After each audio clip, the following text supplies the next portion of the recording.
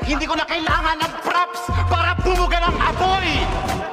Kaya nga sunog noon si Spade matapos kong tapak-tapakan. Walang kalaban-laban. Sa sobrang pagkapahiya, nagpalit ka ng pangalan. Tapos kopya kay batas, kopya kay sayad, taga-duplicate ka lang. Hindi ka pinalakas ng name change, naghahalucinate ka lang. Gurang! Pero ang tanong, bakit ba ganito na ang tolot flow mo?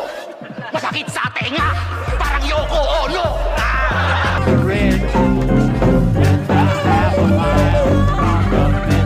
Natuto ka kang magmulti, wag naman ang ritmo. Parang sulat lang ni Looney na pinarap kay Nico. Ina mo, bastos ka.